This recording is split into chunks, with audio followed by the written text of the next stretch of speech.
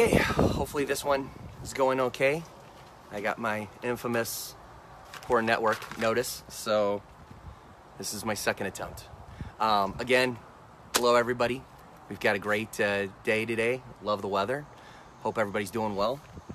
I went ahead and I put some letters down at the bottom of the screen. If you get a chance, go ahead and say them to yourself. You know, say them to yourself a few times in a row. Just read the letters very quickly and say them over and over. If you're in an office, obviously you don't have to say it out loud if you don't want. But I've got a story to tell about it that I saw, and it was of a teacher that, so basically she was an elementary school teacher that had a classroom full of kids, and she just noticed these kids more and more were just kind of harping on each other. They constantly are putting each other down, and you could see how it's affecting the kids, you know. Before long, there's one kid really getting targeted, and he's just having a terrible day, or you know, some girl, vice versa. So finally what the teacher did is she brought in a mirror, and she would put it in front of their desk, and she would have the letters that I put on the screen there on the mirror, and then she would have the student look in the mirror and read those letters, you know, over and over a handful of times. And she said, go ahead and read these until you feel better, and then come back. And sure enough, after a while, the kids would feel better, you know? And occasionally, she had a student that she'd be working with, Troy, how you doing?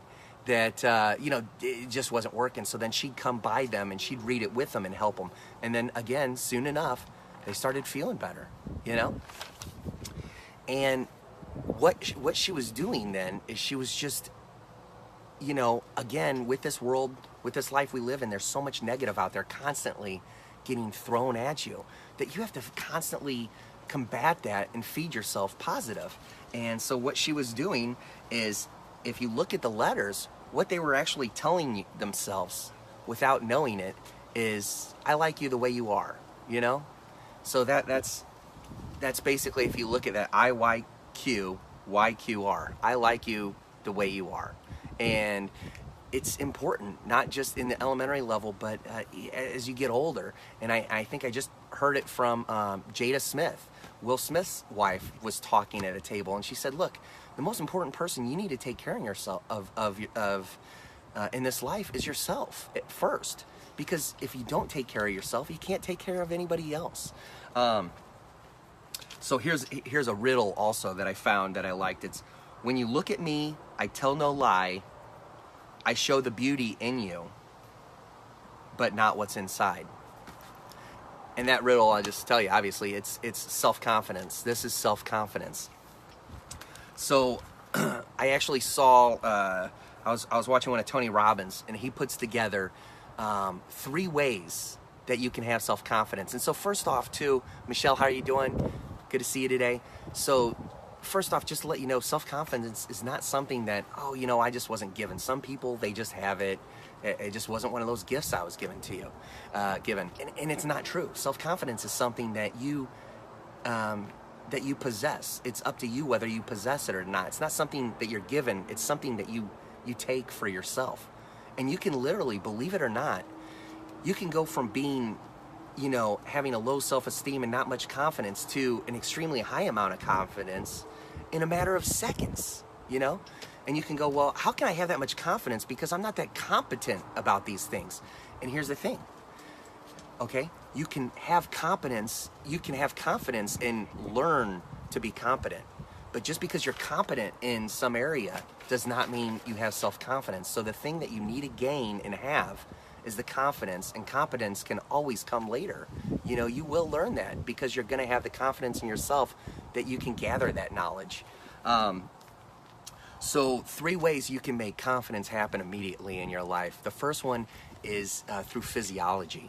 So what Tony does is he's got that infamous setting with the, you know, hot coals that you walk across, you know, these 2,000 degree coals, and you got to run across the coals.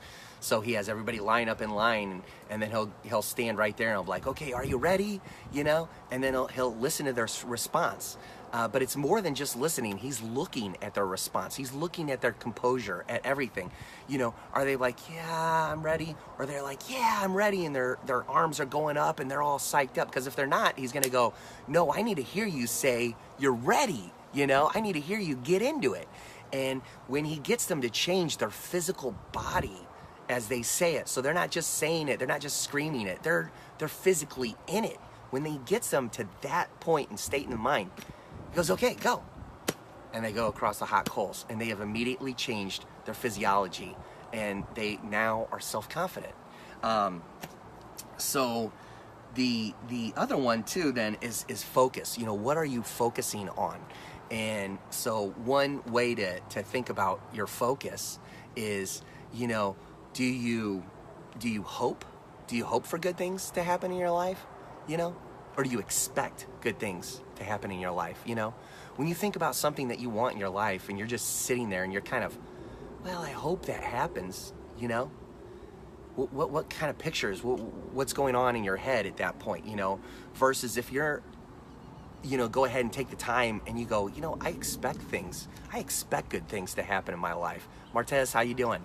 So, you know, there's just a big difference between hoping and expecting, and it's just a level of confidence that you have, what your focus is on yourself. So I actually have a Van Damme, Jean-Claude Van Damme, however you say this guy's name, right? I've got an example. So I always liked watching his little kickboxer movies, and he would have a part in the movie where, you know, it was one of these contests where there's this you know, circular ring, and you've got to stay within the ring, you know?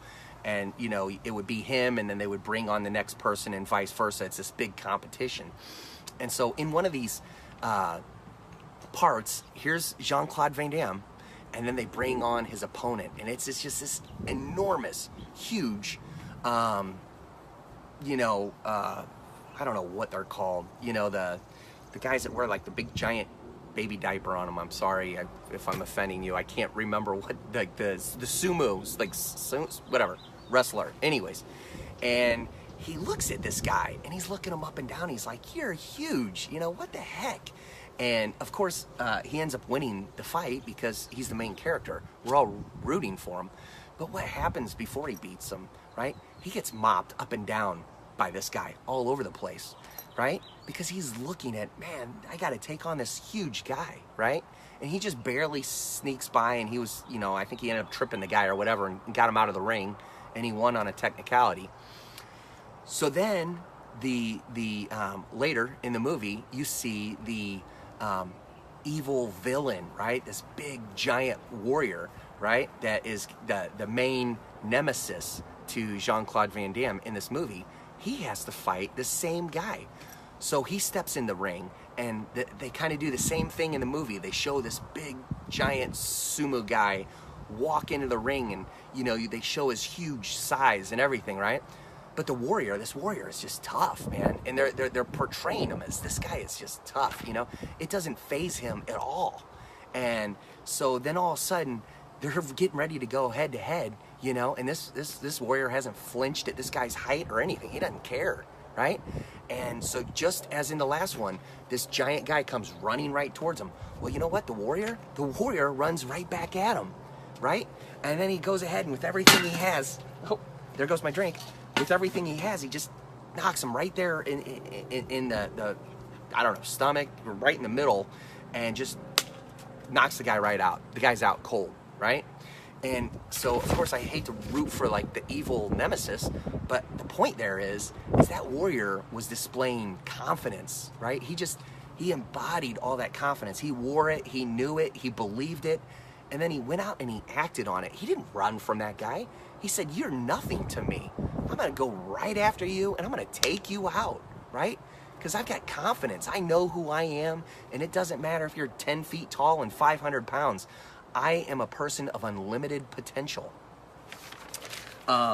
So here's the thing, and that kind of rolls right into the next thing. There's four main parts that go in. The third category is your beliefs. If you want to be self-confident, it has to do with what you believe about yourself. So there's four aspects to that, and that is your potential. You have to realize that you have unlimited potential. That so then it goes into actions and results. So this is they all act in they all affect one another. So when you believe that you've got that unlimited potential, well, what you have to ask yourself is, what kind of action are you taking? Are you going ahead and putting a lot of action behind that to accomplish your goals and your dreams, because you've got unlimited potential, right? Well, maybe you are, maybe you aren't, you know. And here's the thing, some people out there, they are putting a lot of action behind, you know, and they're still not getting the results. But you got to look at yourself. What kind of action are you putting there, right? So, you know, maybe you sat there and you made 500 phone calls trying to sell whatever service it is that you're trying to sell. And, you know, everybody else is doing well, but you just keep getting a bunch of goose eggs, you know? Well, how did you conduct yourself on that phone call, you know? I literally did sales, and they would tell you, honestly, no joke, to smile while you're on the phone, right? The other person on the other side can't see you, but it's about you. It's about what's your composure? Where are you at when you're talking to that person? Are you like, yeah, I've got this really good service. I think you're gonna like it a lot. You should try it out. I swear it's gonna be great, you know? Is that how you're making your 100 phone calls? Because you can make 1,000 phone calls like that, and it's not gonna do anything. You know, are you gonna go, hey, I'm super happy that I got you on the phone today. You know, you're gonna have a fantastic day, man. It must be your lucky day because you're talking to me right now. I am the blessing that you were looking for. I've got this product. I'm telling you right now, it's gonna change your life for the better like you can't even believe. You're gonna love it. It's gonna do so much for you. Are you ready to hear about it? Let me tell you. And when you take that kind of confidence and you put that behind your action, then you're gonna get the results you're looking for. So unfortunately, when you put the action behind but you don't get the results you're looking for, then you're reinforcing a negative belief system. And what that happens is it creates a downward spiral in your life. Now you're not going to be putting much action behind it at all, because what's the point? Because it just creates negative results, and forget it. I give up. I can't win this thing, you know? And that's unfortunate. But if you put the action behind it and you believe that you have what it takes, right? Then all of a sudden you get the results that you're looking for, right? Now you're getting the success that you want to achieve. Guess what? That reinforces what you're doing, so you're going to put more action behind it. Now you're doing an upward spiral towards success. So again, I guess, you know, that's kind of my spiel today, is that, you know, if you're looking for more confidence, self-confidence can be key in achieving what you're going for in life. And if you want more, you don't have to, it's not something you're born with. It's something you give yourself. So again, I always talk about my opportunity. I focus a lot on the head game. The head game is a huge part of what I do. I'm a trader in the Forex market, which is the largest financial market in the world. And I have been able to find a lot of success trading in the Forex market. And it's just 95% of it is your head game. You know, how you go into it and it can affect your trades. So I was lucky enough, I found a mentor within there that focuses on it, was able to help me, and I started getting good results. So now I've started to actually grow my team. I'm working with others that are already finding good results themselves as well. So if you have any interest, do me a favor, PM me, reach out to me. Would love to work with you. But again, I do these talks more than anything, hopefully to motivate and inspire you to get off center and make your dreams and your goals happen in your life. Have a great day today, everybody. Go get it. Take care.